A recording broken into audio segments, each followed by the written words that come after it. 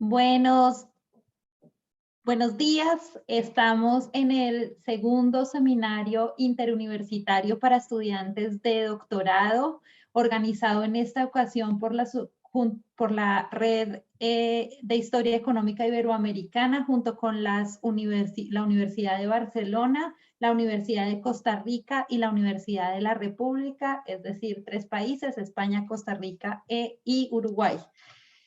Hoy tenemos como presentadores a Xavier García de la Universidad de Barcelona, quien está haciendo su doctorado en esta universidad y nos va a hablar sobre Social Expenditure in Latin America during the 20th century, a new database. Y Lizzy Villalobos de la Universidad de Costa Rica, quien nos presentará sobre la política de turismo como estrategia sectorial de los gobiernos neoliberales a finales del siglo XX, el caso de Costa Rica y su relación con los lineamientos de la OMT 1980-1995. En ambos casos, comentarán estudiantes del doctorado en Historia Económica de la Universidad de la República. Andrea Doneschi será quien comentará a Xavier García y Gustavo Canepa, quien hará los comentarios a Lizzy Villalobos. El objetivo de estos seminarios interinstitucionales es para generar redes y para difundir los trabajos de investigación que hacemos como jóvenes investigadores y para que haya este ejercicio de podernos comunicar entre países, porque algo a lo que han llamado los profesores alrededor del mundo, los académicos alrededor del mundo, es a tener más trabajos comparativos en historia económica y empresarial. Y esta es nuestra propuesta para que ese ejercicio se empiece a hacer, o al menos que se puedan generar vasos comunicantes entre jóvenes investigadores. La dinámica del seminario es, primero tenemos la presentación de Xavier por 15 minutos y luego los comentarios de Andrea. Luego Xavier puede replicar a estos comentarios y lo mismo en la segunda ronda. Primero inicia Lizzy con su presentación de 15 minutos, Gustavo comenta, Lizzy responde y luego abrimos preguntas del público. Les agradecemos mucho a Wenchuan, Borja e Isabel por asistir. Esperamos que se sigan uniendo y si quieren animar a alguno de sus colegas en sus universidades a ingresar, el link está abierto y bienvenidísimos quienes quieran participar. Así que iniciamos. Entonces, Xavier, por favor, iniciamos con tus 15 minutos. Genial, pues paso a compartir mi pantalla. Vale. Se ve sin problemas, ¿verdad? Sí. Genial. Está todo bien. Vale, pues muchas gracias. Es un placer estar aquí. Gracias, Beatriz y Martín, por haberme invitado. Como indica el título, este es un paper en coautoría con Sergio Espuelas, en el que básicamente intentamos construir series de gasto social para 18 países de América Latina durante el siglo XX. ¿Por qué pensamos que es importante estudiar el gasto social durante este periodo en América Latina? Bien, a diferencia de otras regiones como Europa o Estados Unidos, digamos que América Latina no atravesó un periodo de reducción de la desigualdad durante el siglo XX. Y esto es evidentemente algo multicausal, pero entre las causas debemos al menos mencionar la debilidad de los estados de bienestar, ¿no? Las políticas sociales en América Latina apenas consiguen reducir la desigualdad. Además, también queremos construir a la historia de la construcción del Estado en América Latina, ¿no? Sin duda, el Estado construyó las políticas sociales, pero en parte también las políticas sociales construyeron el Estado. Por ejemplo, la expansión de las medidas de salud pública a inicios del siglo XX contribuyó en buena manera a expandir el Estado tanto desde el punto de vista fiscal como geográfico. Este es un tema evidentemente muy estudiado y hay un montón de estudios de caso y comparativos pues muy valiosos en los cuales nos apoyamos. Sin embargo, pese a que hay muchos trabajos, continúa sin haber un estudio, digamos, comparativo, cuantitativo y de largo plazo, ¿bien?, de gasto social en América Latina. Y esto es en gran medida porque no hay series homogéneas y comparables entre países.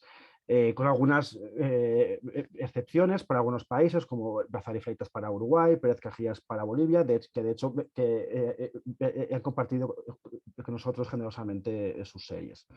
Como os decía, no hay series porque las series homogéneas, por ejemplo, las de CEPAL empiezan en el 90 y presenta muchos problemas, y la del FMI empieza en el 70 y presenta aún más problemas. Y aquí es donde nosotros queremos contribuir. Estamos construyendo series de gasto social, como os decía, para 18 países durante el siglo XX. El gasto social lo clasificamos primero en función de cómo estaba financiado, si es vía impuestos o vía contribuciones sociales, y en estas 6 categorías que muestro ahí, de las cuales esas 2 primeras, pensiones y sanidad, son sin duda las más importantes. Y además estamos también construyendo series de las tasas de cobertura.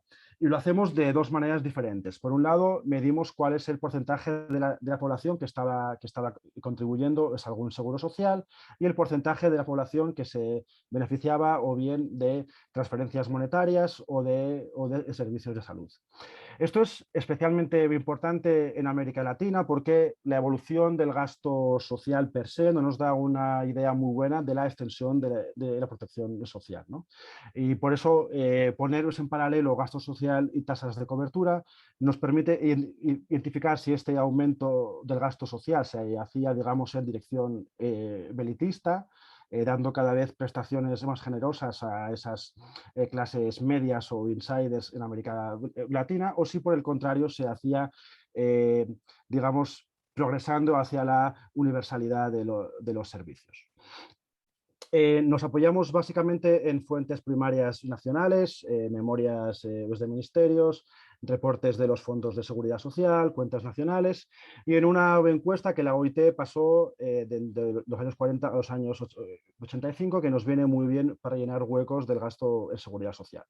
Y evidentemente estas fuentes presentan varias limitaciones. Si tuviera que destacar una, es el hecho de que muchas veces no tenemos información para entidades subnacionales. No podemos identificar el gasto a nivel provincial o municipal, lo cual, sobre todo para el gasto, a veces en pensiones, a veces en salud, puede ser problemático. Por ahora queremos dejar un análisis causal de estos datos para otro paper, pero creemos que solamente presentando estas series, todos estos datos, podemos contribuir a varios debates que están abiertos, ¿no? Primero, queremos establecer una gran verificación, básicamente saber qué países, cuándo y en qué categorías se aumentaron el gasto social. Luego, además, mirando a la estructura del gasto social, queremos contribuir a varios debates sobre el peso de la historia en el desarrollo de los estados de bienestar en América Latina. Por ejemplo, hay varios autores señalan que en muchas ocasiones las clases medias o estos insiders que se beneficiaban de prestaciones generosas han bloqueado la expansión de políticas sociales hacia trabajadores rurales o informales, ¿no? Entonces, nosotros, por ejemplo, queremos ver con nuestras series si esto es así. Si allá donde la seguridad social era más generosa y está más extendida, esto ha dificultado la expansión posterior hacia otras capas sociales. Luego, además, mirando conjuntamente, como os decía, las tasas de gasto social y las tasas de cobertura, queremos establecer cuándo y en qué medida los estados de bienestar de América Latina se convirtieron más duales o más elitistas. Por ponerlo de manera muy simple, si en un país o en un determinado periodo vemos que el gasto social aumenta, pero las tasas de cobertura no, podremos decir que este estado de bienestar estaba creciendo en dirección elitista, estaba proveyendo cada vez prestaciones más generosas a aquellos que ya contribuían a un seguro social, pero no estaba extendiendo las protecciones. Y luego, mirando a todo esto conjuntamente, queremos contribuir a otros debates. Hasta ahora he hablado de América Latina como si fuera una entidad única, pero evidentemente hay un montón de diferencias entre países, así que queremos ver si podemos identificar regímenes de bienestar coherentes. Y luego, además, queremos comparar la evolución de los países de América Latina con la de estados de bienestar más ricos o más avanzados. Bien, esto es cómo cómo os aparece nuestra serie, casi es en el mejor de los casos, ¿no? Como tenemos información casi completa para todas las categorías, para todo el siglo, ¿no? Aquí vemos, por ejemplo, como en el caso de Brasil, al inicio del siglo XX, el gasto social era muy bajo y consistía básicamente en un poco de salud pública y pensiones para funcionarios. Vemos luego cómo en los años 20 el gasto social empieza a crecer como consecuencia de las campañas para la extensión de salud pública y el nacimiento de la seguridad social, y cómo desde un inicio la seguridad social está sesgada, digamos, hacia el gasto en transferencias monetarias, sobre todo pues, en pensiones. Como vemos, desde los años 20, digamos que el gasto ha crecido de manera más o menos sostenida hasta el final de nuestro periodo, hasta llegar a ser en torno del 10% en el año 2000, con algunas caídas en algunos momentos, como al inicio de la época de Vargas, al final de la Cuarta República en los años 60 y sobre todo en los años 70 o 80 con la crisis de la deuda. Más allá de este caso, si ampliamos ves el foco, si miramos cuándo y en qué medidas ampliaron el gasto social, podemos identificar como tres regímenes diferentes, ¿no? Los países, por así decirlo, pioneros, que serían Argentina, Brasil, Chile y Uruguay, empezaron a aumentar su gasto social tras la Gran Depresión, en un contexto de incorporación política de las nuevas clases medias y trabajadoras, y ya antes de la Primera Guerra Mundial tenían tasas de entre el 2 y el 4%. En los años 50-60 el gasto social se dispara hasta cotas que son únicamente comparables a las de estados de bienestar más avanzados, lo cual nos hace pensar que una seguridad social generosa para los trabajadores formales fue una parte integral del pacto social y político en torno a la ISI. Y luego vemos, sin embargo, cómo en los años 70 o 80 el gasto social cae. Y esto también nos apunta en dos direcciones. Por un lado, esta seguridad social tan generosa no era sostenible desde el punto de vista fiscal y, a diferencia de los estados de bienestar más avanzados y más universales, no tenía suficiente apoyo entre la población. El resto de países sigue una trayectoria bastante diferente, evidenciada por el hecho de que todavía en los años 50 gastaban solo en torno a un 1% del PIB, es en gasto social. Y aquí, entre estos rezagados, por así decirlos, distinguimos dos grupos de países. Por un lado, los rezagados que acaban convergiendo, es el caso de Bolivia, Costa Rica, México o Panamá, por ejemplo, que partiendo de niveles de gasto aún muy bajos tras la Segunda Guerra Mundial, digamos que llegan, se aproximan a las cotas de gastos de estos países pioneros de los que hablaba antes. Y por el contrario, hay otros rezagados, por así decirlo, estancados, como son Colombia, República Dominicana, Ecuador, Guatemala y Honduras. Te quedan 5 minutos. Perfecto, muy bien. Que han mantenido gastos, un nivel de gasto social muy bajo durante todo este periodo. Si miramos el componente del gasto, vemos cómo en los países pioneros el gasto está muy sesgado en favor de las pensiones, lo cual también es coherente con la idea de que estos insiders de clase media preferían salud privada y prestaciones monetarias pues, muy generosas en lugar de servicios más universales. El gasto en salud es más similar entre pioneros y rezagados, lo cual muestra que en los rezagados dirigían una parte mucho mayor de su presupuesto a salud. Esto es esperable porque eran países más jóvenes, más rurales, pero también sugiere que en estos países el conflicto distributivo en torno a la expansión del gasto fue bastante diferente. Por último, en las últimas décadas el gasto en pensiones ha bajado en los países pioneros y ha subido un poco en los rezagados, con lo cual podemos hablar de cierta convergencia, si no en el volumen, sí en la estructura del gasto. Esto es una comparativa con algunos países con estados de bienestar más avanzados y por establecer algunas tendencias así como muy preliminares, podemos ver que en niveles muy bajos de PIB per cápita, los países de América Latina gastaban tanto, incluso más que los estados de bienestar más avanzados. Luego siguen una trayectoria similar, pero el caso de Argentina, Brasil y sobre todo México apunta que quizás ese crecimiento se empieza a estancar o estabilizar antes, lo cual apunta que es probable que no lleguen a alcanzar las cotas de gasto de los estados de bienestar pues, más ricos. Si miramos a las tasas de cobertura, siguen una trayectoria pues muy similar, son más altas en los pioneros y los rezagados convergentes también se han ido acercando a estas tasas.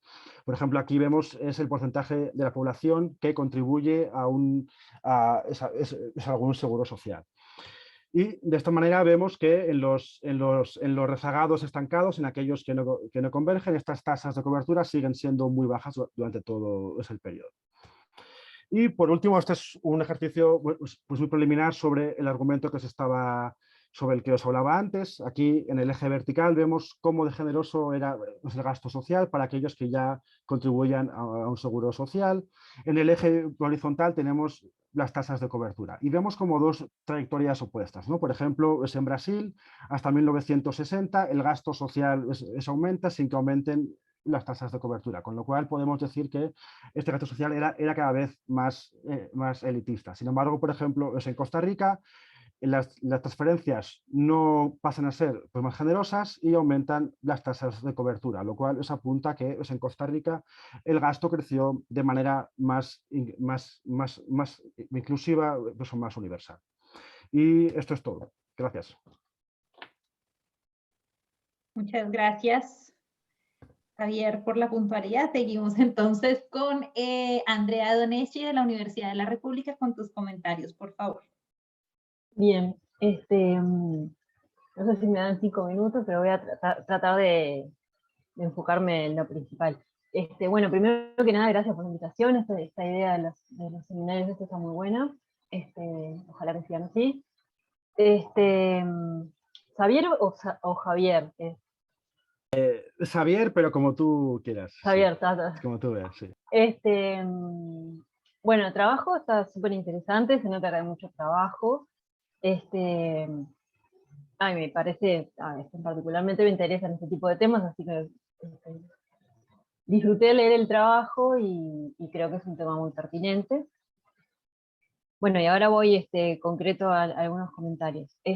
Lo primero que quiero recalcar es que leyendo el documento y comparándolo con la presentación, lo primero que veo es que se nota que hay mucho trabajo que no está plasmado, digamos, en letra, ¿no? O sea, el paper, digamos, o el borrador de paper, tiene muchísimo menos del escrito del trabajo que hay hecho. Entonces, bueno, ya ahí ya adelanto que capaz que algún comentario es porque en realidad es un trabajo hecho que no lo leí ni está en la presentación o algo de eso. Mi primera recomendación es ponete a escribir, porque en algún momento hay que escribir y creo que ya hay muchísimo, capaz que, no sé, incluso capaz que tenés más de un paper, no sé. Primera recomendación, ponete a escribir. Esto te lo digo desde la experiencia de dejar lo de escribir para el final, ¿no? Y después te quieres matar escribiendo. En este sentido, leyendo la introducción en particular, me pareció como que hay una promesa de que se va a hablar de esta cuestión de programas más generosos, si los programas son más generosos e inclusivos, que en realidad en este caso, por ejemplo, en el trabajo no está esto, en la presentación que vos tenés ahora sí está. Después del tiempo, capaz que te pido que vuelvas a hablar del último gráfico, que no, o sea, como solo aparece en la presentación, no entendí bien qué está graficado y capaz que, bueno, si da el tiempo, que profundices un poco en ese último gráfico.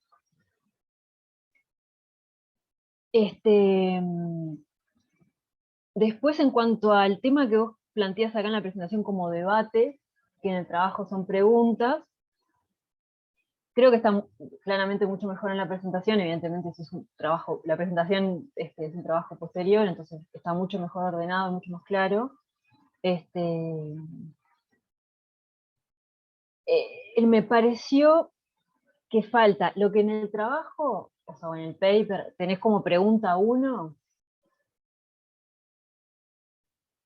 no está, o me pareció que no está incluido en los debates que planteas en la presentación. Capaz que es queriendo, porque realmente no era una de las preguntas o debates, pero me di cuenta, digamos, me pareció que falta. Y en esa pregunta 1, el trabajo, hablas de la capacidad del Estado, que vos acá en la presentación lo planteás como motivación. Creo que era motivación, ¿no? Y bueno, ahí recalco que lo de la capacidad del Estado, si bien se menciona ahí, no se define, y si quieren aportar a eso, creo que estaría bueno hablar del tema. Mencionan la influencia religiosa, también se menciona ahí, pero después no se vuelve a plantear. No sé, a mí me parece que Un minuto. un minuto más, presiento que esto de la influencia religiosa en realidad habría que, no lo quieren, por ahora no lo quieren mencionar, entonces propongo que lo saquen ahora. Y después tengo muchísimas más cosas, pero dado que yo trabajo en temas de educación, me parece importante mencionar esto. No se presentan datos de educación, dicen que no lo van a presentar, pero no dicen por qué. Y yo creo que dentro del gasto social suele ser el gasto más importante en los países. Entonces creo que es importante explicitar por qué no incluye la educación. Y a ver si puedo decir otra cosa. Tengo tantas cosas que... Bueno, después tengo muchas más cosas, pero otra cosa importante me parece aclarar bien los gastos que incluyen, porque ahí me mareé bastante. Porque hablan de contributivo y no contributivo, pero después dentro de cada cosa no sé qué hay. En la presentación hay como un listado de lo que incluyen, pero tampoco me queda claro qué es. Por ejemplo, pensiones, ¿son solo las no contributivas o también incluyen las contributivas? O sea, las jubilaciones están incluidas acá. Familia, ¿qué es? Porque en una hablan de maternidad. 10 segundos. Y familia me queda como la duda de qué es. Y asistencia social también me queda la duda de qué incluye. Bueno, cualquier cosa después, tengo más tiempo para comentarios, comento más. Muchas gracias. Gracias, Javier. Pepe. Muchas gracias, Andrea. De hecho, bueno, si tienes más comentarios, estaré encantado de recibirlos vía mail. Si un día quieres que hablemos, o tienes un momento, pues perfecto. También trataré de ser breve, no sé si me da tiempo a comentar todo lo que ha dicho Andrea, pero bueno, más que nada, antes de nada, decir que tienes razón en todos tus comentarios.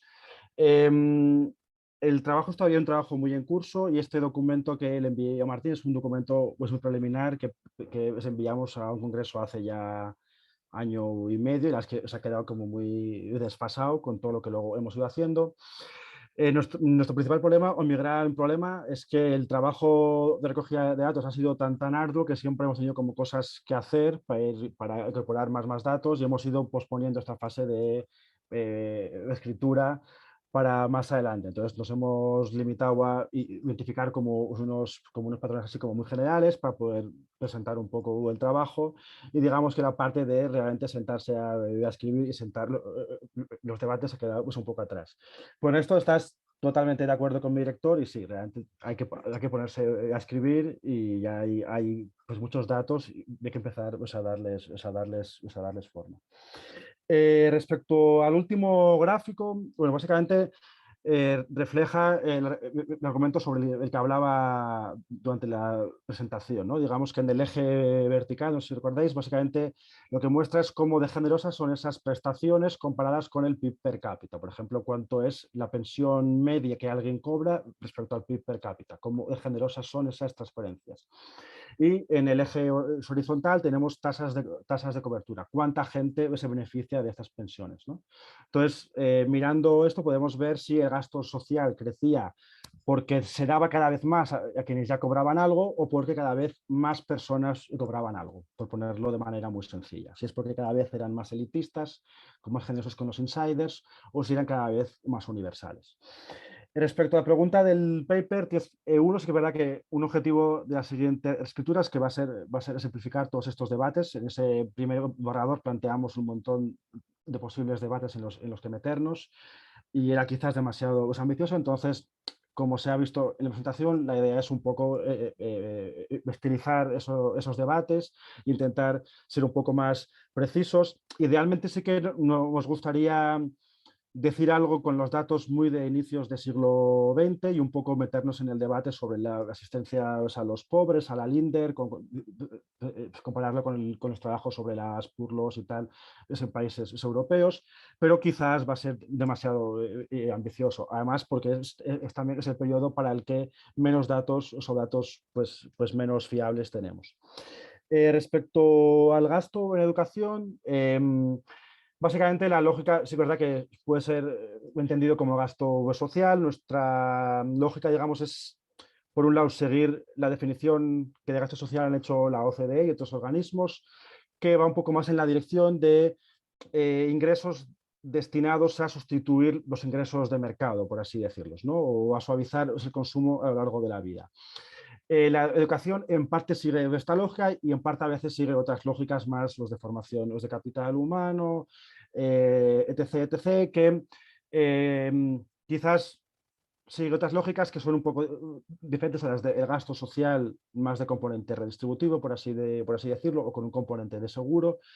Pero en todo caso, como esto siempre nos preguntaría más, sí que quizás debería quedar mucho mejor explicado, y en todo caso estamos muy abiertos a incorporar también en el futuro series de gasto en educación para, digamos, enriquecer también este debate.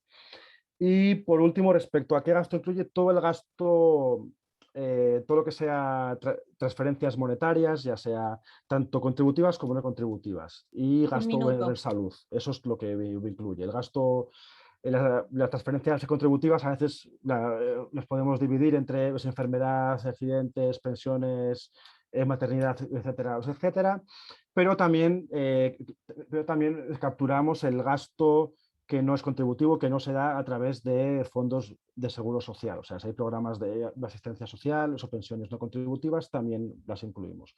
Y de hecho, esta es por nosotros una de las diferencias más importantes, ¿no? ¿Qué gasto era financiado vía contribuciones sociales y qué gasto era financiado vía los impuestos de las partidas públicas? Y como se me acaba el tiempo, lo dejo aquí. Y otra vez, gracias, Andrea, han sido pues, muy útiles los comentarios.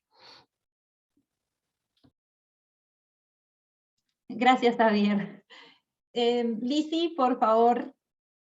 Lizzy nos va a presentar entonces su texto sobre la política de turismo como estrategia sectorial de los gobiernos neoliberales. Así que adelante, Lizzy. Buenos días, muchas gracias por la invitación.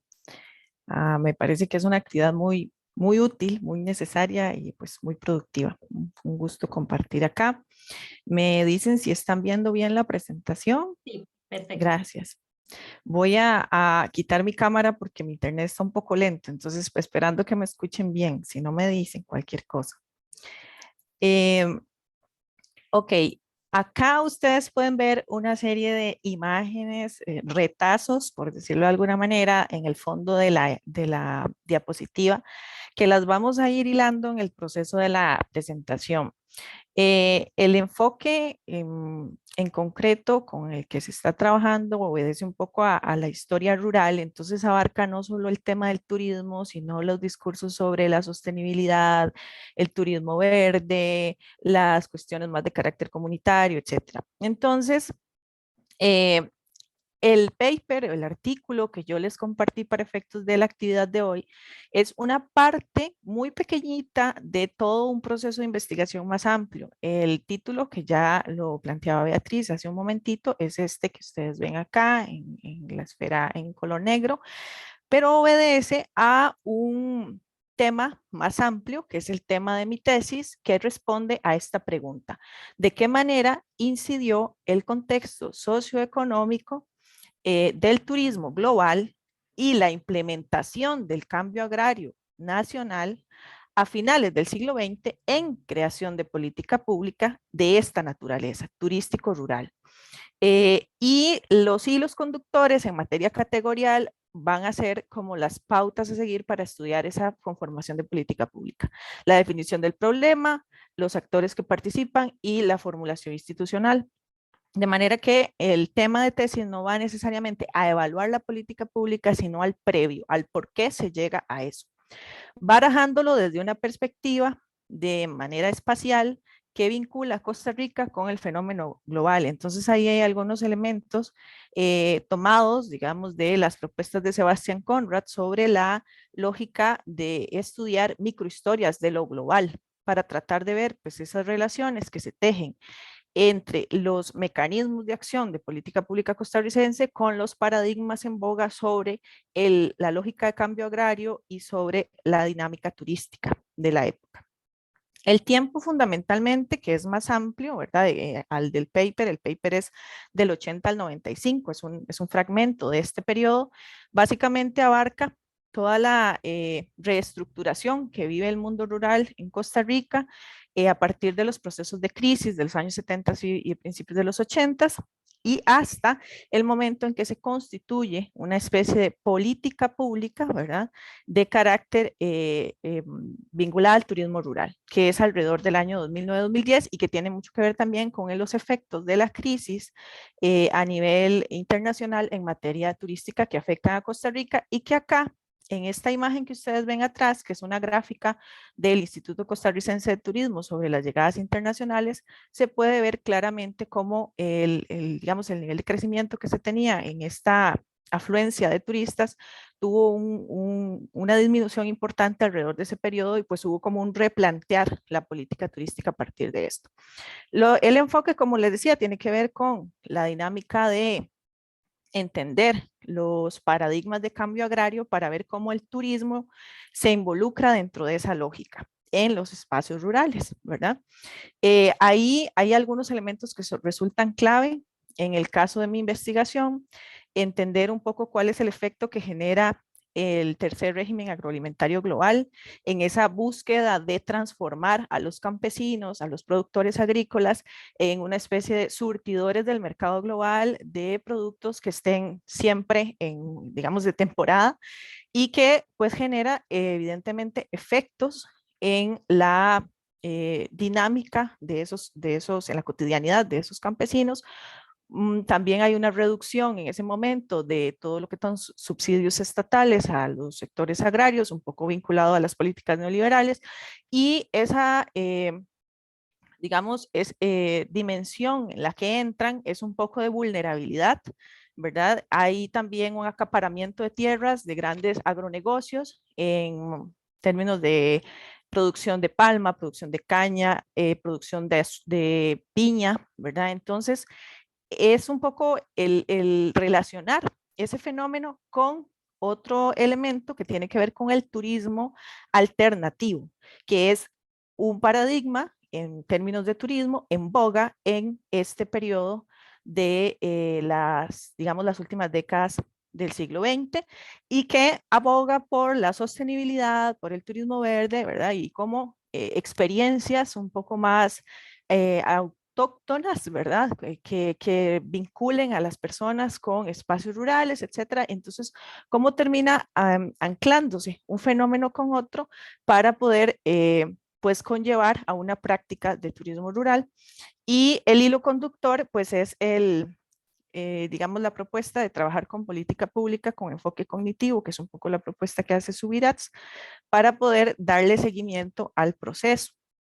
Este esquema resume ese fenómeno, digamos, que se observa a nivel de tesis y en concreto el artículo que nosotros estamos, que yo estoy discutiendo con ustedes ahorita y que ahora pues, escucharé los comentarios, se enfoca en la primera parte, ¿verdad? Concretamente en el término de reconocer paradigmas en boga, que pertenece al primer capítulo, que es un poco más contextual, ¿verdad? Que vincula ese elemento global con local.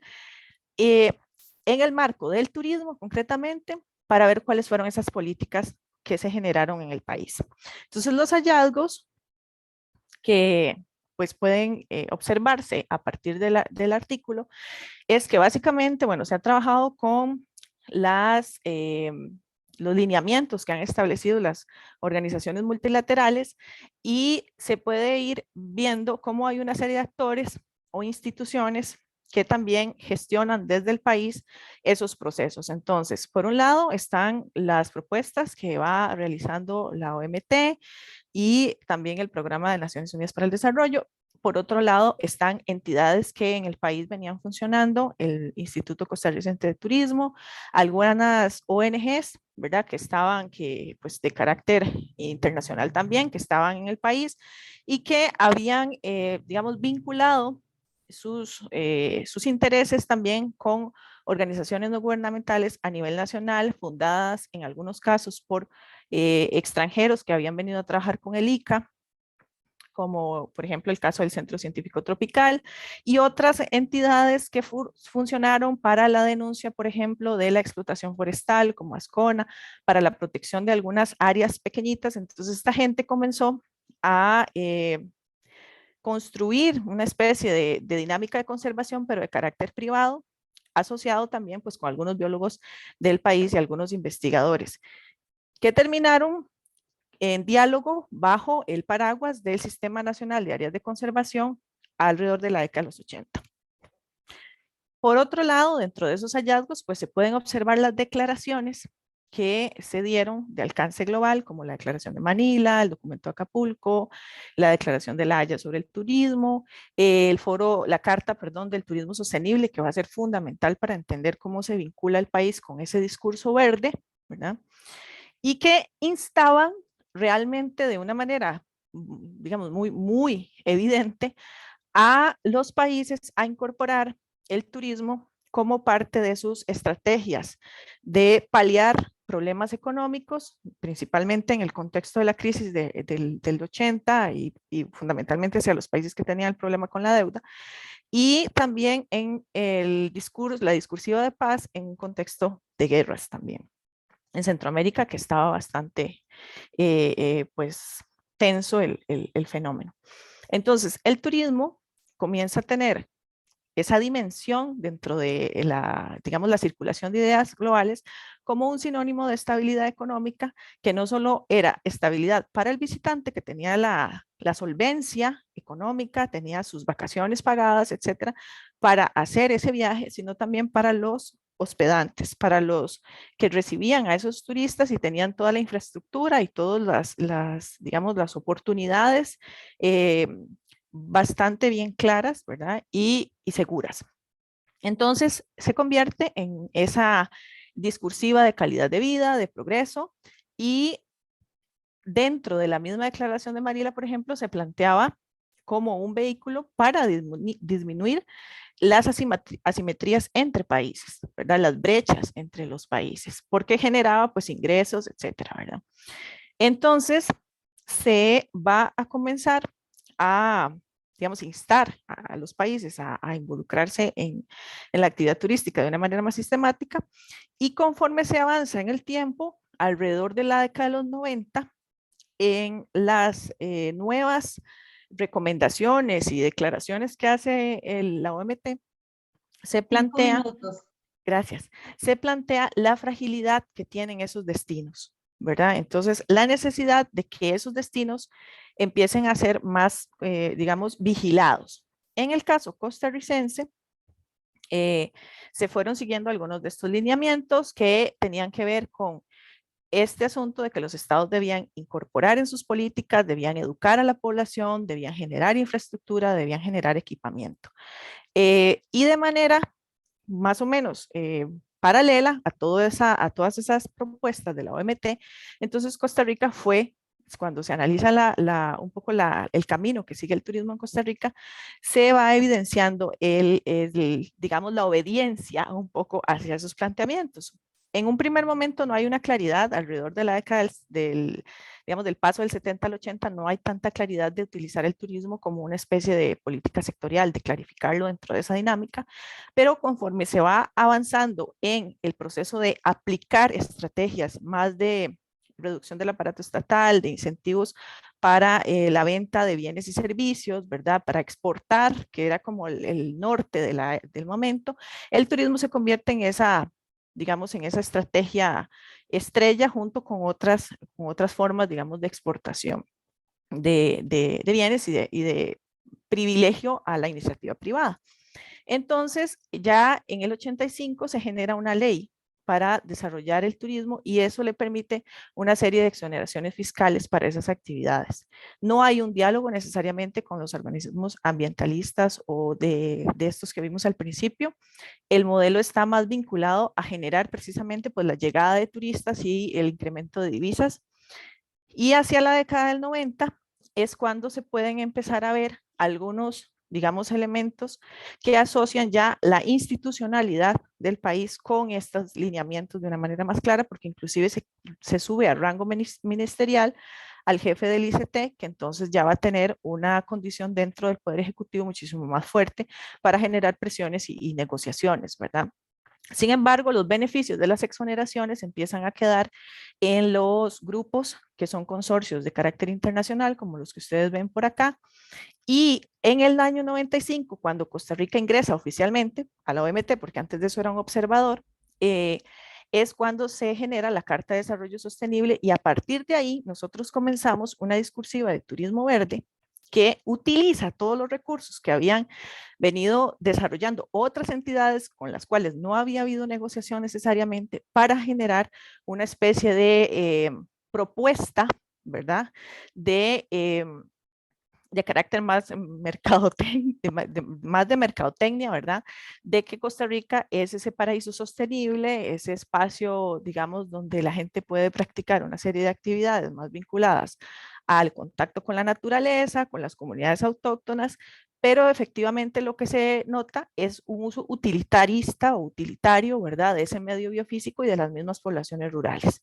Ese es un poco el ejercicio, ¿verdad? Que se ha hecho hasta el momento. Falta todavía muchísimo camino por recorrer y quizás más fuentes para contrastar, pero eso sería para ajustarme al tiempo. Entonces, gracias. Muchas gracias, Liz, y también muy exacta en el tiempo. Gustavo, por favor, tus comentarios. Voy. ¿Me escuchan? Sí. Sí. Bueno, primero que nada, muchas gracias también por la invitación y celebro este tipo de reuniones que realmente son muy, muy interesantes y muy productivas para los estudiantes. Me pareció muy interesante el trabajo de Lisi. Yo no estoy muy vinculado al tema, si bien en algún momento de mi formación tuve algún contacto y tengo varios colegas que trabajan el tema del turismo. Yo no lo he estudiado, pero el artículo tiene una claridad y un orden, digamos, que permite ser, creo yo, bien entendido y me permite hacer algunos comentarios. Me parece muy bien, bueno, lo que acabo de decir, ¿no? La estructura está muy bien definido, y también esto que mencionaba Alicia, cómo se articula con su programa, como su proyecto de investigación de doctorado, ¿no? Eso está bien marcado.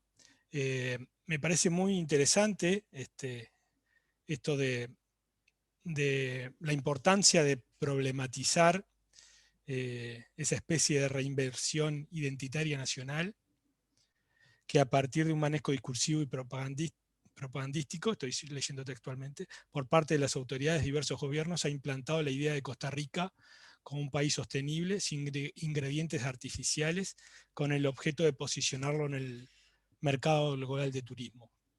Esto perfectamente lo podemos aplicar en Uruguay, más allá de algunas diferencias obvias, pero digamos, hay un proceso similar acá, ¿no? Que hasta donde yo sé no ha sido objeto de un análisis crítico, al menos a nivel académico, ¿no? En el 2001 se empezó a aplicar acá en Uruguay una marca país que se llama Uruguay Natural, y que, bueno, surge vinculado al turismo, pero después empezó a trasladarse a otros sectores, como digamos, como un adjetivo a la producción agropecuaria, ¿no? a la agroexportación, digamos, y también como un aspecto también a resaltar buscando la llegada de inversión extranjera. Yo lo veo muy alineado esto a lo que plantea Lisi en el caso de Costa Rica. Por otra parte, me parece más que interesante el planteo teórico en el que se basa Lisi para abordar el tema, a partir, bueno, de lo que ella mencionaba, de los aportes de Sebastián Conrad y, a la historia global, y cómo se incluye desde esa perspectiva la dimensión espacial. Yo mencionaba al inicio, cuando nos encontrábamos, que yo vengo de la formación de geografía, y en ese sentido, ¿no? Me interesa muchísimo el navegar esa frontera entre la historia y la geografía. No vengo con esa intención acá de historia económica. Me parece bien interesante esta perspectiva relacional, ¿no? Entre las condiciones locales y nacionales, regionales y globales. Se menciona que analizar los procesos locales como apropiación y en muchas ocasiones como modificación de ideas globales permite comprender realmente cómo se entretejen las verdaderas conexiones macro-micro.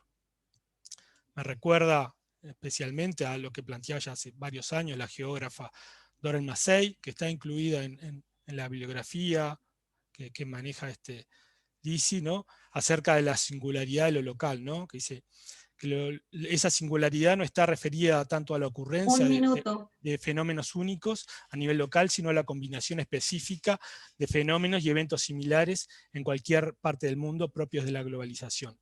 Queda muy claro cómo los gobiernos, estoy leyendo apuradísimo, fueron construyendo un producto turístico en función de un mercado global, en acuerdo a los intereses de los actores más poderosos, tanto a nivel nacional como internacional. Eso quedó muy claro. Y se me genera una pregunta, que es, digamos, como lo más, me parece interesante, que quizá pueda comentarme Lisi, que es, más allá del artículo, ¿qué pasa con las comunidades locales? ¿Qué pasa, cómo vivieron este proceso? Yo creo que ella de alguna manera lo menciona, pero no me queda claro cómo lo trabaja o lo piensa trabajar. Entonces, como pregunta sería si es posible o tiene previsto realizar un análisis que haga foco en una zona o comunidad específica, ¿no? Y ahí, bueno, me surgen algunos conceptos que, por lo que tengo entendido, también se manejan dentro de la perspectiva de historia global, como la desterritorialización y la reterritorialización, y algún otro concepto que está de la mano de ese, como la multiterritorialidad, ¿no? En el sentido de la coexistencia de diversos actores con sus territorialidades que pueden estar en conflicto o en cooperación. Bueno, por ahí, no sé si se entendió la pregunta, pero un poco si entran dentro de tu investigación el tema de esto, de la consideración de los actores locales en este juego local, global, y bueno, por ahí. Lisi, tus 5 minutos. Ok, gracias, Gustavo.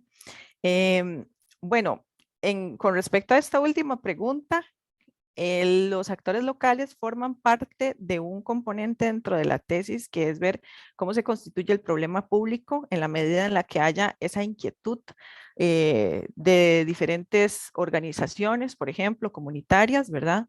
Que soliciten esa atención de parte digamos, de los diferentes actores, sean los miembros del Poder Legislativo, qué sé yo, los diputados u otras organizaciones, que demanden, ¿verdad?, la atención. Ya casos específicos de cómo ejerce el turismo en sí, influjo en comunidades, podría mencionar algunas, ¿verdad? A largo plazo, lo que sucede muchas veces es que no hay como una política clara, sí se abre la posibilidad de visitar zonas rurales, ¿verdad?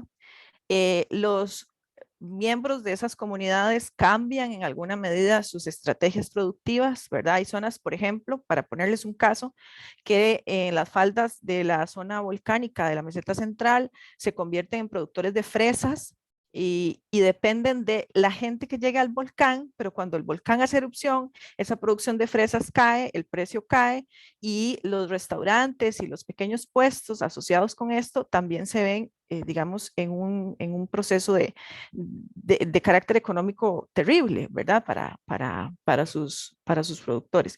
Entonces, se hace como una dependencia, se genera una vulnerabilidad, se habla mucho ya después del 2009 de un agroturismo, ¿verdad? Entonces de mantener la actividad agropecuaria pero generar el turismo, pero no hay un apoyo real, o sea, queda en el discurso, pero en la práctica es muy vacío, ¿verdad? Entonces, ¿para quién termina resultando rentable? Bueno, para algunos grandes empresarios turísticos que colocan en zonas rurales, ¿verdad? Hoteles cercanos a zonas rurales, en zonas, digamos, de montaña, vinculados a estos volcanes o así, que pueden subsanar esos gastos o esos momentos en los que hay, digamos, niveles más bajos de visitación, ¿verdad? Entonces, es un poco complicado como de asociar la teoría con la práctica, porque en realidad la política está, pero parece que no hubiese un seguimiento de esa política pública realmente eficiente, ¿verdad? Que es la última parte de la política pública, debería ser la evaluación. Pareciera que en el país no necesariamente se hace de esa forma para poder corregirlo. En la tesis en sí, yo no trato de ver digamos que ese fragmento de la política pública, que es la evaluación ya, ¿verdad? Porque se me haría inmensa, pero sí quiero ver conforme se construye la política pública, el problema público, qué demandan los actores, porque muchas veces lo que sucede es que los campesinos están quedando sin opciones, ¿verdad? Entonces hay como una necesidad de algo que les permita salir adelante económicamente hablando, y entonces pareciese, y eso es más hipótesis, ¿verdad? Tengo que tratar de corroborar que lo que se aplica acá es, y no es solo en Costa Rica, pareciese que sucede en América Latina, es lo que se llama un turismo pro pobres, ¿verdad? Para zonas rurales, que a diferencia de Europa, el turismo rural tiende a ser más propuesta para subsanar el despoblamiento rural, ¿verdad? A diferencia de ese caso en América Latina para atender la pobreza rural. Entonces no genera evidentemente las mismas respuestas y no lleva, digamos, por el mismo camino en política pública, termina siendo una especie de fiasco porque se vuelve un ciclo, ¿verdad? En el que los campesinos no necesariamente ven atendidas sus necesidades. Y nada más para referirme a la primera parte digamos, del comentario, Gustavo, sobre la marca país y cómo eso llega a convertirse en un fenómeno que abarca todo, ¿verdad? Aquí se llega al punto de que, por ejemplo, los nuevos símbolos nacionales, emblemas nacionales con los que se educa a los niños en primaria y secundaria y que comienzan a darse, ¿verdad? Tienen que ver con los stickers y las etiquetas, ¿verdad? Que se usan para generar esa imagen turística, ¿verdad? Entonces, los días feriados, por ejemplo, se trasladan, inclusive el Día de la Independencia, se mueven para que queden en tal cual, ¿verdad? Lunes o viernes para que haya turismo, para que la gente se mueva, ¿verdad? Entonces, hay una cúpula bastante fuerte que mueve esos intereses, ¿verdad? Y entonces termina siendo como una especie de mecanismo de educación o reeducación, ¿verdad? Que se convierte en un proceso de carácter identitario, ¿verdad? Para el país. O sea, somos turismo. Y entonces la pandemia pues vino a dejar congelado a un montón de actores, por ejemplo, ¿verdad? Entonces, eso sería. Y muchísimas gracias. Gracias, Lizzy. Vamos a abrir entonces el espacio para preguntas de los asistentes. Por favor, levanten su mano. La idea sería que prendieran sus micrófonos y en lo posible sus cámaras, así que si pueden ir levantando sus manos. Edwin. Edwin de la Universidad Jorge Tadeo Lozano, Colombia. Hola a todos, ¿cómo están? Gracias y felicitaciones a los organizadores y a las dos personas que presentaron. Yo tengo una pregunta para Xavier. Como, digamos, concentrado en el gasto de salud, no sé si ustedes han visto si hay momentos como claves en los cuales aumentó el gasto en salud. Me refiero sobre todo a estos momentos como iniciales del siglo XX, a dos aspectos fundamentales. Uno es una peste en el Caribe, la peste neumónica, que se concentra en Colombia, Venezuela, Panamá y Costa Rica, de los países que recuerdo de la muestra que ustedes tienen. Porque hay un tema de economía política en estos años que me da la impresión y es, y un poco retomando el comentario de Andrea, de que había partes importantes del gasto en salud que estaba privado, ya sea en manos de organizaciones privadas, los mismos empresarios, organizaciones de empresarios o incluso cofradías, digamos, retomando como la tradición española que se tenía en la provisión de servicios de salud. Entonces, si estos momentos de pandemia no presionaron desde el punto de vista de economía política, la idea de que las élites prefirieron digamos, proveer estos servicios de manera colectiva a través del Estado, en lugar de proveerlos de manera privada ellos mismos a través, digamos, de las empresas o de la firma, cosa que también se muestra, digamos, en el caso de Estados Unidos, en el cual hubo un punto en el que las élites y los empresarios durante el Gilded Age prefirieron proveer los servicios de manera colectiva que de manera privada. Entonces, si hay presiones si esto se puede apreciar, sobre todo en esos momentos iniciales, gripe española y gripe pandémica, en el aumento del gasto en salud. Lo segundo es, pues retomando también el tema de Andrea con respecto a la Iglesia Católica, y es si la Iglesia de Estado no funciona, mejor dicho, si en algunos puntos la Iglesia no fue como un agente fiscal del Estado en la administración de hospitales, por ejemplo, o de otros aspectos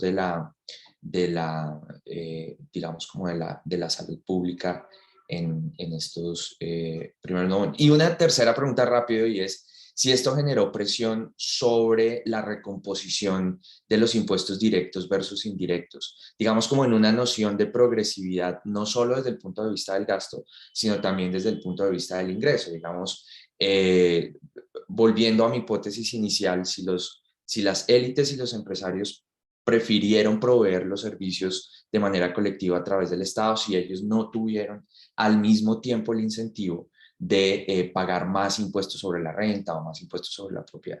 Gracias. Gracias, Edwin. ¿Paso a comentar, Beatriz, o quieres Sí, que está bien, recopilemos dale. varios? A ver, por orden de las cosas que me has dicho, sí, indudablemente estas epidemias de inicios de siglo es un catalista súper importante para el aumento del gasto en salud. De hecho, a veces nos ha ocurrido que primero íbamos a los datos sin saber un poco de dónde veían y veíamos como picos muy raros a veces, y ha sido luego solo al entrar a las tripas de estas fuentes o al leer esa información cualitativa que hemos visto que estos picos eran, por ejemplo, gasto en profilaxis de no sé qué, campaña para la peste, o sea, el gasto para la prevención de epidemias, o sea, la prevención de las epidemias es sin duda ese gran catalista de las campañas de salud pública durante las primeras décadas del siglo XX.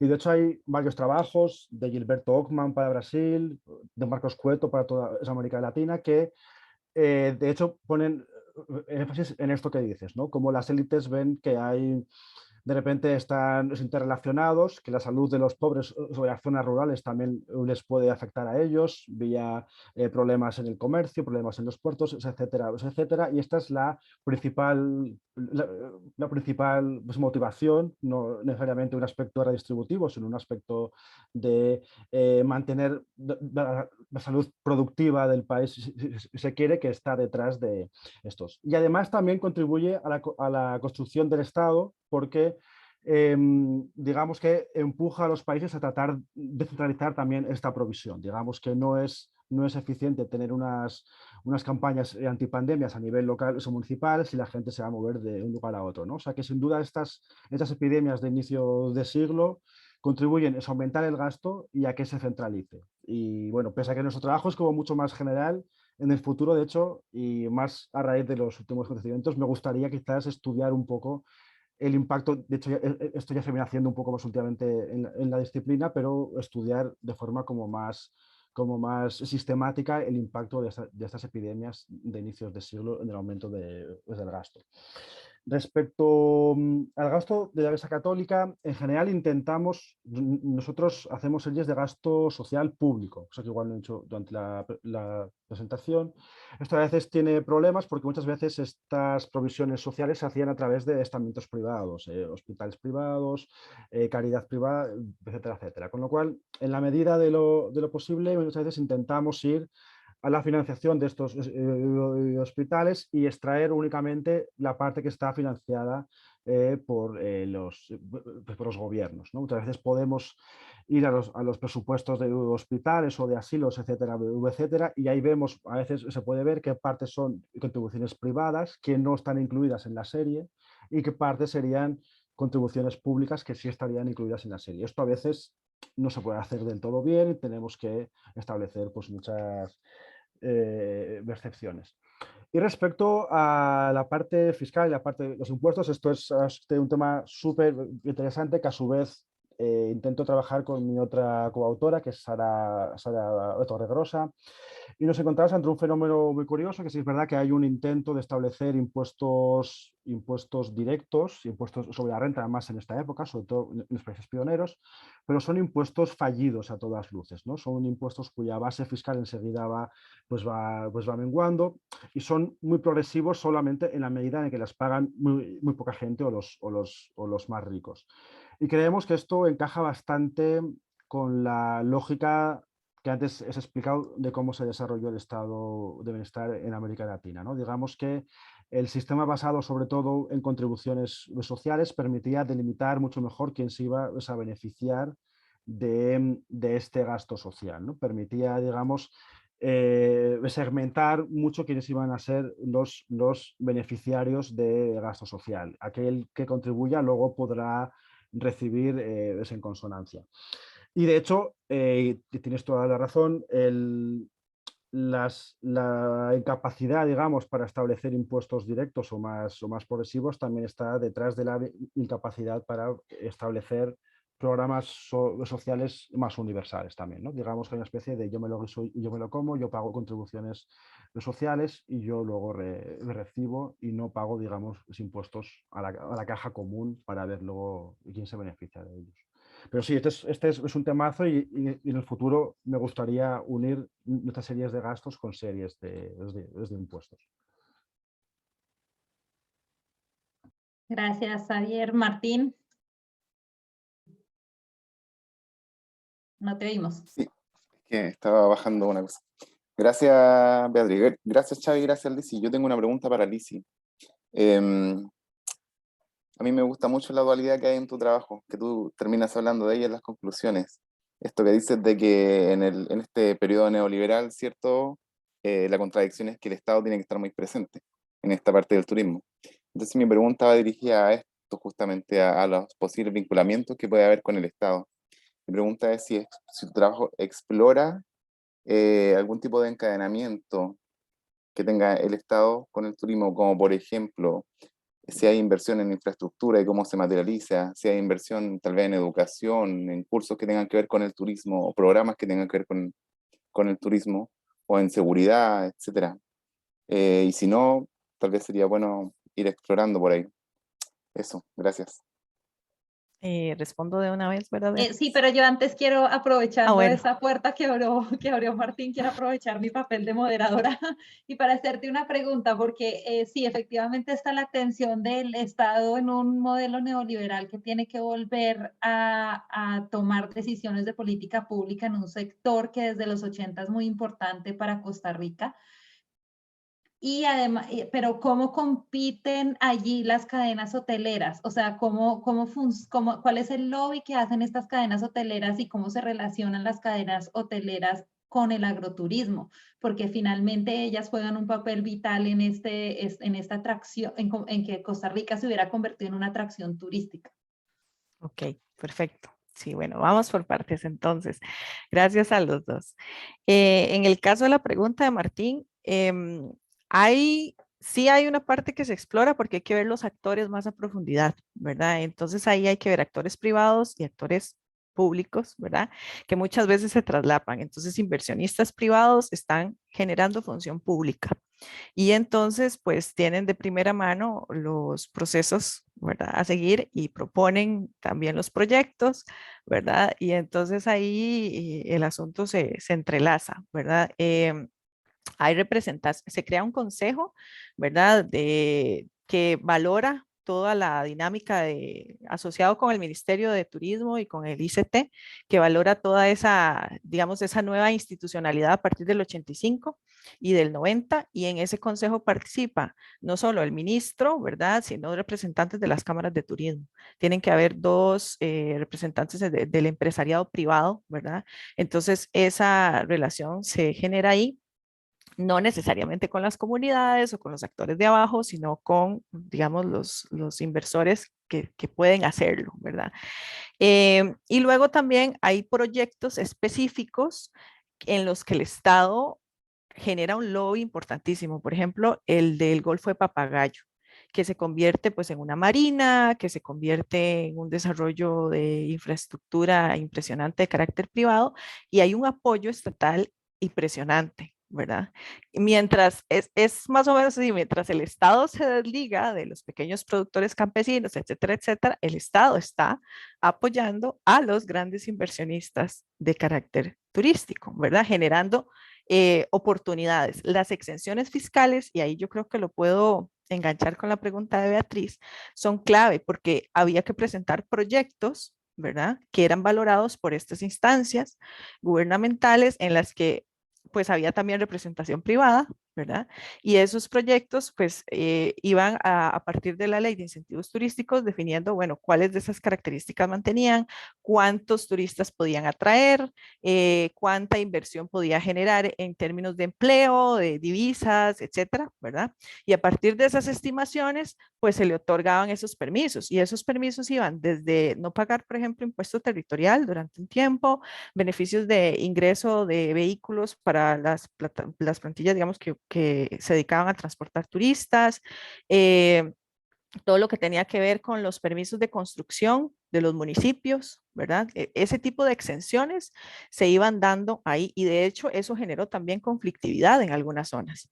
Y en algunas zonas rurales, para también enlazarlo con lo que Beatriz planteaba, algunas personas que tal vez no eran grandes empresarios, pero sí que tenían un poder local significativo, es decir, que no eran cadenas internacionales, pero que sí tenían un poder económico ya bastante asentado en en las regiones, pues ya de atrás venían con los vínculos políticos, ¿verdad?, que les permitían entonces estar como atentos a ese tipo enterados, por decirlo de alguna manera, de ese tipo de beneficios. Entonces, recuerdo que hay una disputa bastante fuerte por crear un complejo turístico en una zona que se consideraba una zona protegida, pero el municipio le daba permisos porque eso estaba dentro de los intereses, digamos, que definía la ley, ¿verdad? Que el turismo era digamos, un elemento clave al que había que darle vía libre, ¿verdad? Y que iba a generar empleo y que iba a generar divisas, etcétera, etcétera. Entonces, esa es más o menos como la lógica que se genera, ¿verdad? Si hay una parte de la tesis que por el camino que se ha ido recorriendo, pareciera que requiere también del trabajo de historia oral en alguna medida, porque hay actores ahí que pueden ser claves para entender esas redes, porque la idea es visualizar de una manera más eficiente las redes, digamos, de carácter privado, ¿verdad? Y qué papel juegan con esas oportunidades de invertir, ¿verdad? Eh, el discurso que tiene que ver con estas grandes empresas, ¿verdad?, que yo planteaba antes, que se ganan las exenciones en medio de una lógica de sostenibilidad, es lo que lo hace tan, digamos, tan paradigmático, porque esta gente llega a las zonas costeras, por ejemplo, y a las comunidades, que en algunos casos sí eran de pescadores, pero en otros eran comunidades rurales, pues empiezan a generarles dificultades con el agua, con el acceso al mar, porque se privatizan algunos, digamos, zonas de playa, porque crean canchas de golf, ¿verdad? Y entonces generan otro tipo de conflictividades con comunidades rurales, ¿verdad? A pesar de que el discurso es el discurso de sostenibilidad, etcétera, etcétera, ¿verdad? Y que inclusive se crea ese mecanismo, que es el certificado de sostenibilidad turística, que es un poco lo que requería la OMT a partir de la Carta del 95, ¿verdad?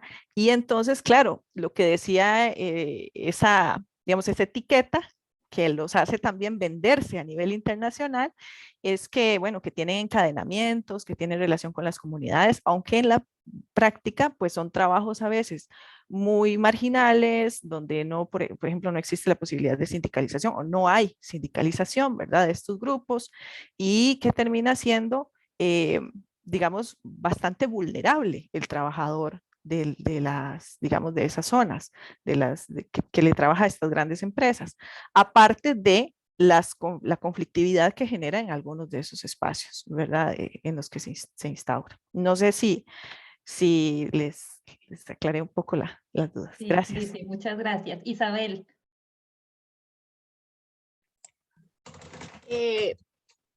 Buenas tardes, buenos días. Mi nombre es María Isabel Martínez, mi nombre completo, perdón que no lo puedo poner completo acá.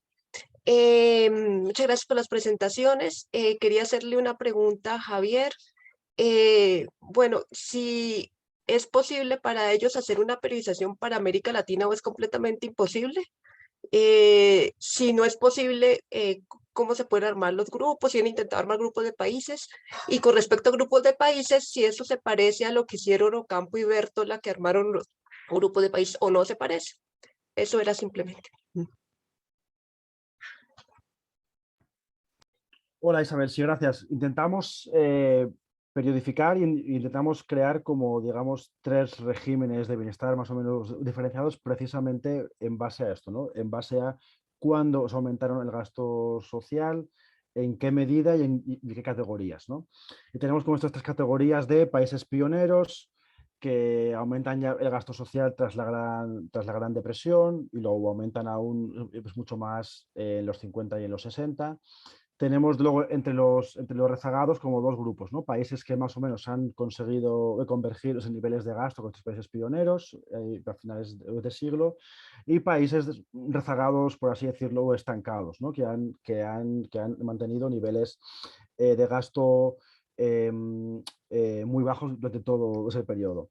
Y sí que es verdad que estas categorías coinciden con otro montón de categorías previas. Evidentemente está casi como sobredeterminado las categorías por un montón de clasificaciones previas, evidentemente hechas, por ejemplo, como las de Bertola y Ocampo. Evidentemente, Brasil, Chile, Uruguay y Argentina no son los países pioneros por casualidad, sino porque son los países con más población urbana, más clase obrera, etcétera, etcétera, ¿no? Más nivel de renta per cápita, etcétera, etcétera. O sea que digamos que evidentemente estos grupos coinciden claramente con otras tipologías establecidas en base a estos criterios, pero creemos que es interesante que incluso dentro de estas categorías, digamos que estos grandes explainers del estado de bienestar tampoco son suficientes para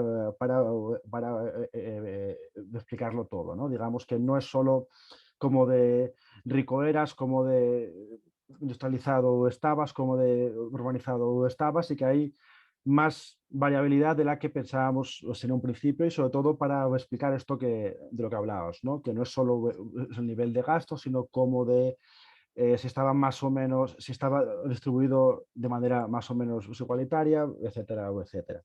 Pero sí, esto es, digamos, la que nos gustaría que fuera una de las grandes contribuciones del paper, y digamos que aún le falta trabajo, ¿no? Queremos explicar muy bien por qué defendemos esta tipología y por qué, digamos, y por qué no, nos parece coherente, ¿no? O sea, cuantos más argumentos encontremos en favor de esta tipología, pues más sólida será esta contribución, lo espero. Pero sí, gracias.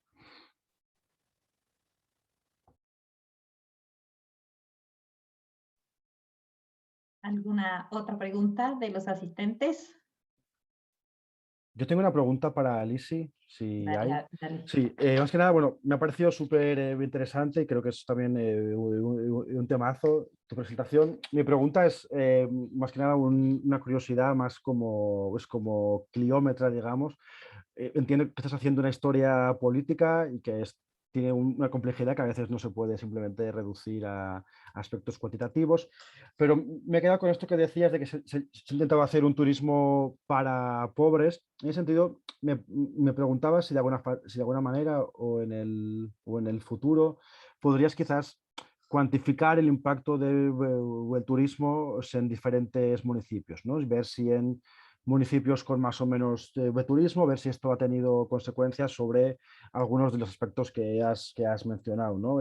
Pues no sé, desde la seguridad alimentaria a la posesión de la tierra, provisión de bienes públicos, o sea, si en el futuro te planteas o si te has planteado hacer ese tipo de trabajo de tipo más, pues más cuantitativo, digamos.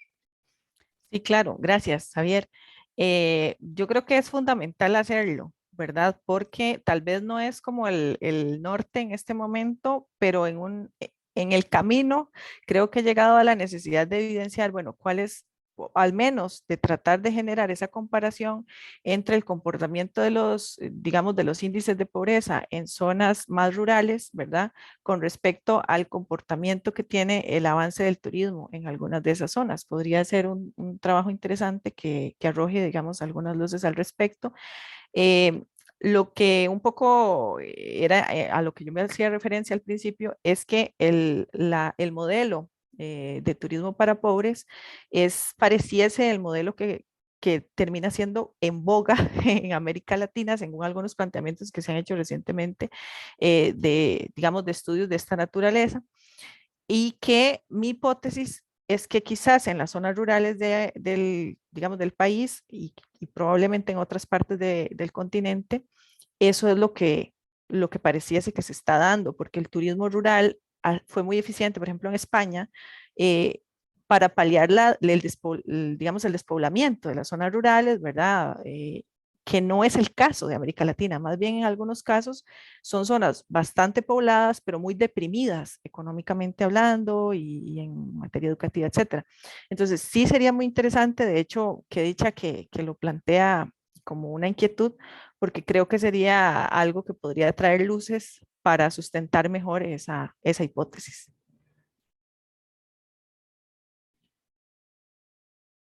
Martín. Sí, gracias. Me gustaría aprovechar de hacer una pregunta al Xavi. Y yo le he preguntado varias veces por este trabajo, pero aún así. Son dos preguntas. La primera es si es que detectan algún tipo de comportamiento del indicador que ustedes tienen por régimen político.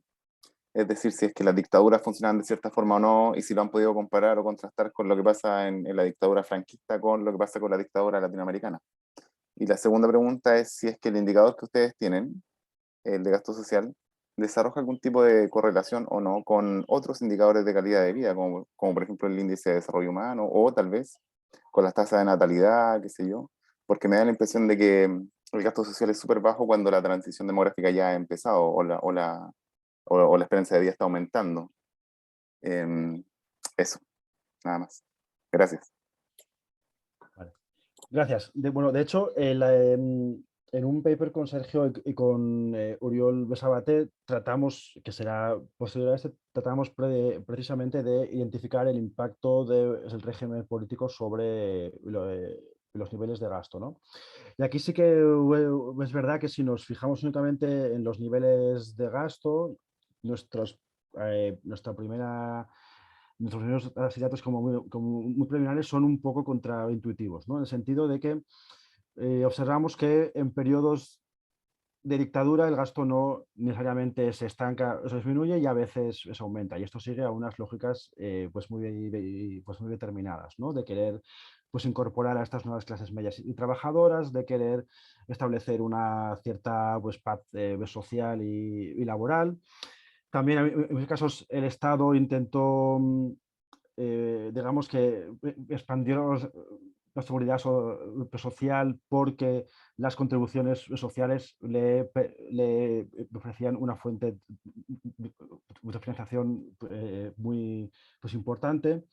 Con lo cual sí que estamos interesados en ver ese efecto y creemos que es especialmente valioso hacerlo mirando, como os decía, no solo niveles de gasto, sino además tasas de cobertura, ¿no? Porque a veces podemos encontrar que las dictaduras estaban en algún periodo relacionadas con aumentos de gasto, pero probablemente no con un aumento no con un aumento de la cobertura. Quiero decir, que se aumentaba el gasto, pero no se hacía en dirección más universal y más, o más igualitaria. Respecto a la segunda pregunta, la verdad es que, si te digo la verdad, no lo hemos mirado, no hemos contrastado nuestras series de gasto social con otros indicadores de calidad de vida.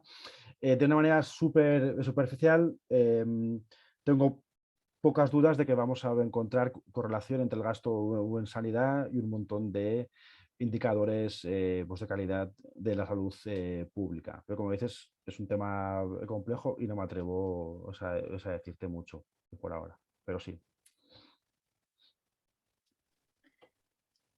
Bueno, creo que con esta última respuesta cerramos nuestra ronda de preguntas y el seminario. Agradecemos mucho la participación en este espacio. Los esperamos para el siguiente seminario, que es el 24 de junio a las 10 horas México, y tendremos a Sergio Garrido, que hablará sobre la evolución del bienestar en trabajadores ferroviarios chilenos entre 1890 y 1950, y Mateus Sinder Núñez, que hablará sobre voy a leerlo en español porque mi portugués no es tan bueno. La industria de América Latina en perspectiva, la modernización conservadora en el siglo XIX. Muchísimas gracias y feliz fin de semana. Gracias. Bien, gracias. Chao. Gracias.